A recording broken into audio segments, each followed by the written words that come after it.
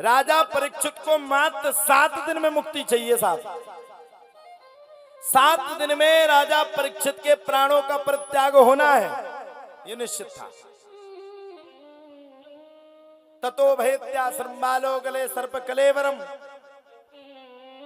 पितरम वीक्ष दुखार्तो मुक्त कंठोर रोदहा। अच्छा आप लोग बताओ, मैया आप सब बताओ, अगर आपको ये पता चल जाए कि आज से 7वें दिन आपकी मृत्यु है तो क्या करोगी? बताओ क्या करोगे? बताओ। मान लो आपको ये पता चल जाए कि आज से 7वें दिन आपकी मृत्यु, क्या करोगे? है किसी के पास कोई उत्तर? देखो भगवान के मंदिर तो जाओगी नहीं, तो भगवान से सबसे पहले गुस्सा हो जाओगे, तुम्हारी बदौलत है जो 7 दिन में मानने। भगवान को तो इतनी आफत है, कुछ करें तो आफत, कुछ ना करें तो आफत। और उसमें लिखा है कोहू काहू को सुख करना दुख कर दाता, निज कृत कर्म भोग सब प्राप्त। रामचरितमानस कह रहा है कोई किसी को ना सुख देता है ना दुख देता है, निज कृत कर्म भोग सब प्राप्त। कर्म के आधार पर तो भगवान को भी भोगना पड़ता है साहब।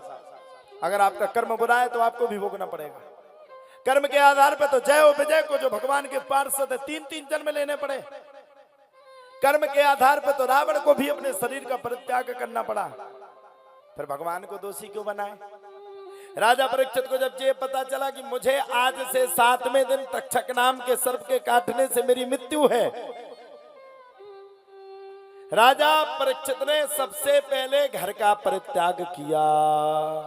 ततो भयत्याश्रम बालो गले सर्प कलेवरम पितरम वीक्ष दुखार्थो मुक्त कंठो रुरोदहा।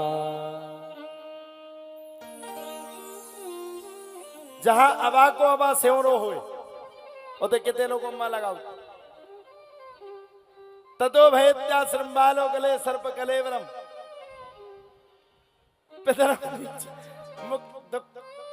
मुक्त कंठो रुरोदहा।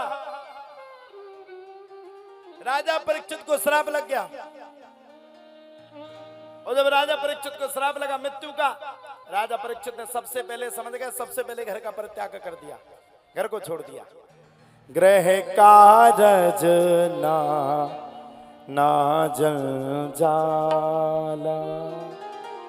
ग्रह कारज को नाना जंजाल समझते हुए परित्याग करके सुखदेव बाबा के पास पहुंचे, और सुखदेव बाबा के पास पहुंच करके तुरंत राजा परीक्षित ने कहा म्रियमाणम किम कर्तव्यम। हर मरने वाले व्यक्ति को अपने जीवन में क्या करना चाहिए?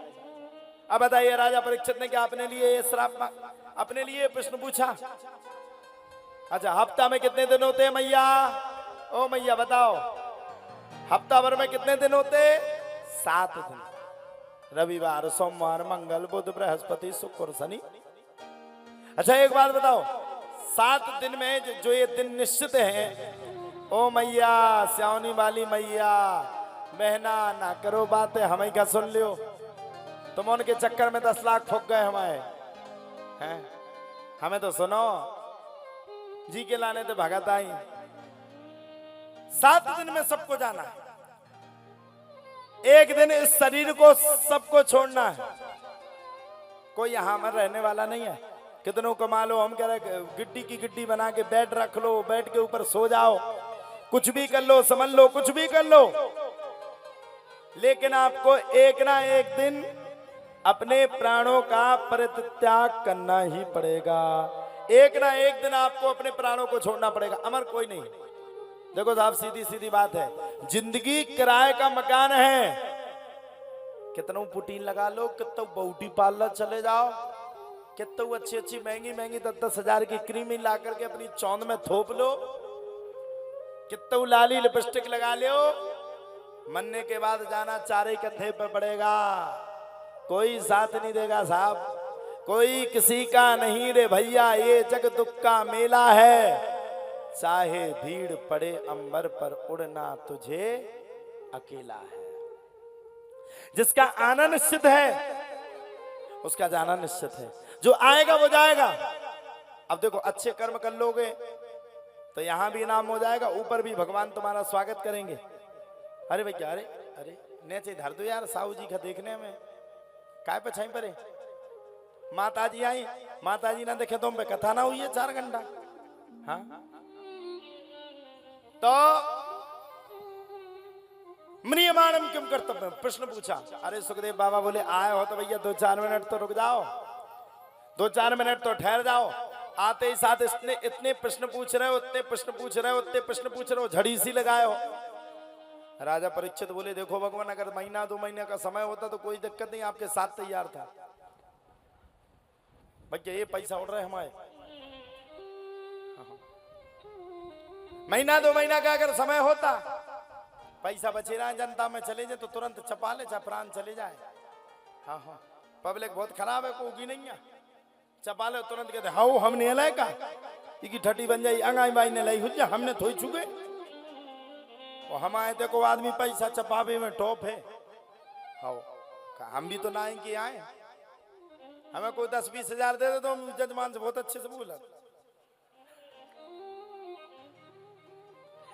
है। अम्रियमाणम किम कर्तव्यम, पूछा मरने वाले को क्या करना चाहिए। सुखदेव बाबा बोले चिंता मत करो, बैठो बैठो। अरे बोले क्या बात करते हो यार, हम घबरा रहे हैं, हमारे 4 दिन निकल गए, 3 दिन बचे हैं, 3 दिन तक अगर कथा सही से नहीं सुन पाएंगे तो हम तो मर जाएंगे। सुखदेव बाबा ने राजा परीक्षित से कहा अस प्रभु दीन बंधु हरि कारण रहे दया, तुलसीदास सटते ही भज छाड़ी कपट जंजाल। अस प्रभु दीन बंधु हरि कारण रहित दयाल, तुलसीदास सटते ही भज छाड़ी कपट जंजाल। जीवन में 4 योनि आती है, एक बाल अवस्था, एक सुषुप्त अवस्था, एक जवान अवस्था और चौथापन आता है बुढ़ापे का अवस्था। बुढ़ापे के समय में हमें सबसे ज्यादा भगवान का ध्यान करना चाहिए, भगवान का भजन करना चाहिए, ये है बुढ़ापा। लेकिन जब तक बालापन रहता है खेल में गंवा देते, और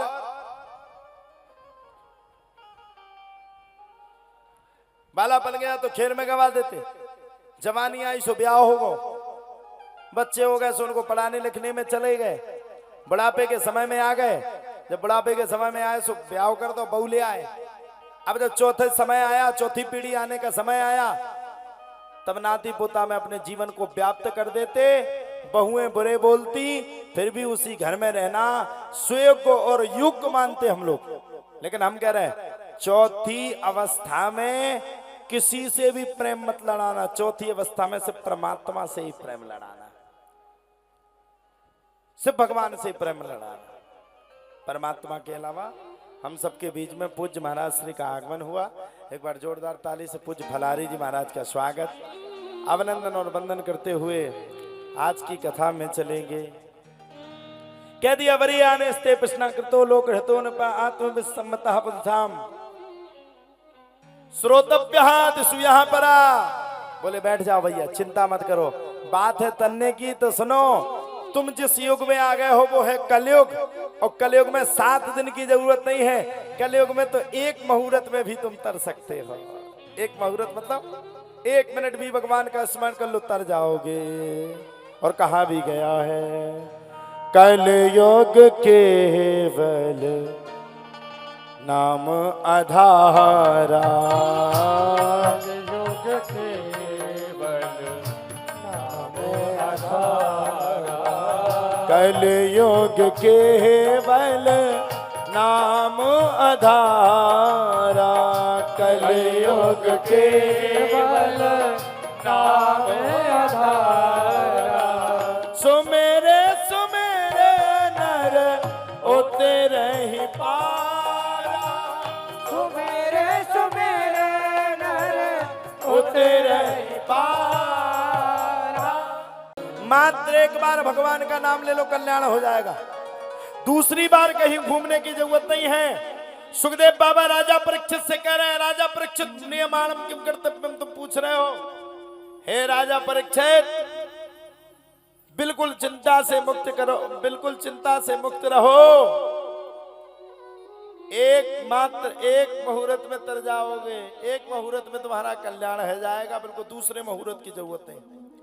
अस प्रभु दीन बंधु हरि, कारण रहे ते दया, तुलसीदास 60 ते ही भज, छाड़ी कपट जंजाल, छाड़ी कपट जंजाल।